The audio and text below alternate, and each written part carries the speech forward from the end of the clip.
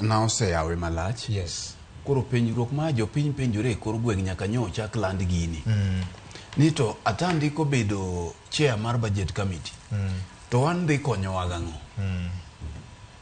Miyo moro makoro bet e laro mare Tingwangi kacha. Tingwangi kanyo. Koa kanyo makoro iko chambe mondo Yoko. Oiko ng'or ne manyocha no kano. Mondo koro koth ochwe odhi okom.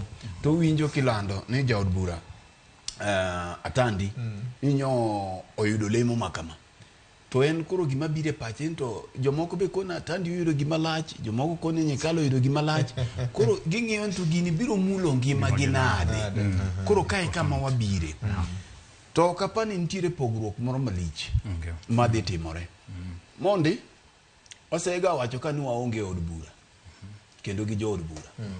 Jok moyier moketi kamiti gi mana joka. Manyocha ne nitiere samane sha ne kalo. Jogi ne ni e od bura no. Koro nitiere kaka od bura gi Victor gisebetie.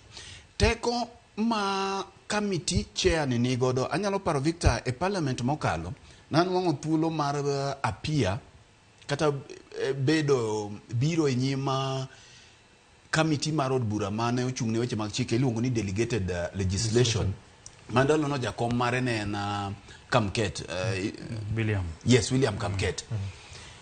Kane waloso weche mag PBO Act ne giluongo e nyimi kanyo mwachiwo twak ma wa interact waneno kaka gitimo tijegi.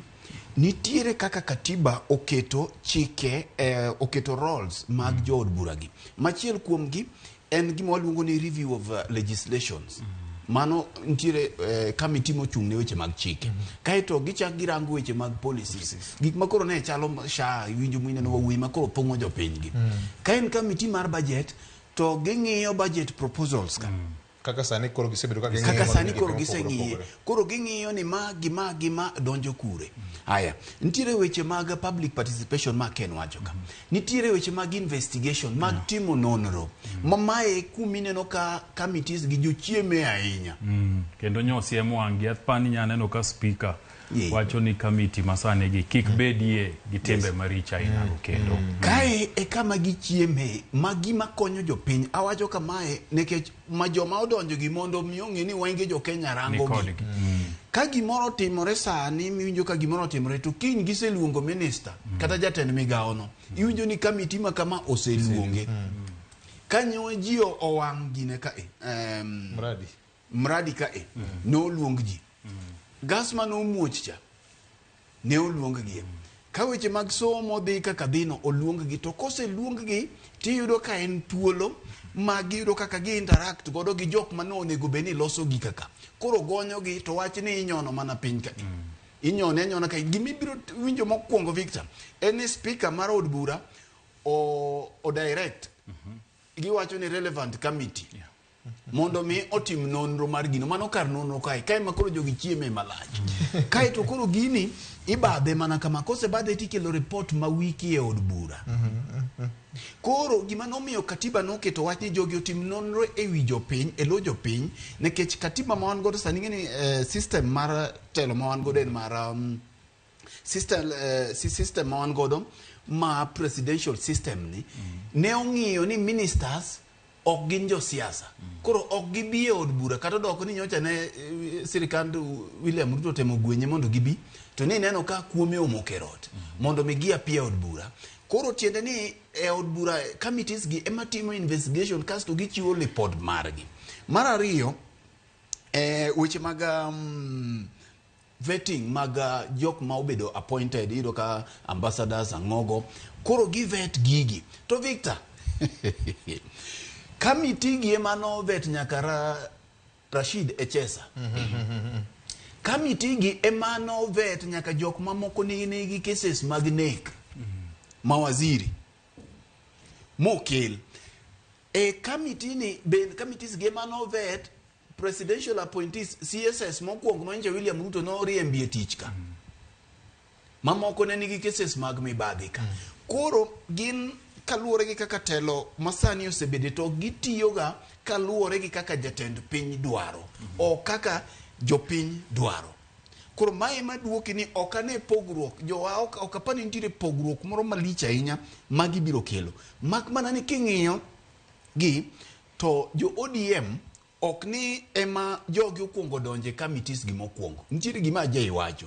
ODM kata Azimio nyocha gin members mag committee mak ni nje ne ok gin gi chair e positions machalo kamagi. Victor.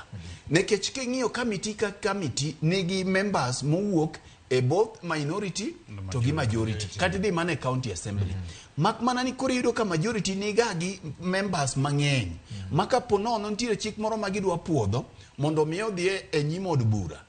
Tiyudo ka koro jogi oloyo gi ji maka samoro ne entie kata mana report mar vetting tiyudo ka kata ng'ama ne okonego bed ni bedo vetted bedo approved ni ka minority chair en ng'atgi ting'eni ene motayo gini en jakom ene motayo gini koro biro wacho ni mae kaka gini otimo nade e kaka gini okalo komachielo aparo ni lony bende samoro ema nyalo biro konyo committee gi king'iyo Nyikal Dr. Nyikal en achiel kuom jalony jal mose kedo ahinya e weche mag health gi nyocha kaendi nyocha rakore gi jo Ministry mar Health kopenjo gimomiyo DG mar Health osebedo kago akwadha moko biro ne buche ma iluongo kendo wacho pache ma Dr. Nyikal en achiel kuom jal ma kidwaro wach moro amora weche mag health kata mana Ramogi ka tu biro kendo explain gigo kendo wacho pache kaka en kora paro ni kantie appointment ng'ata achiel manyo odonjie komno maber kama winjore godo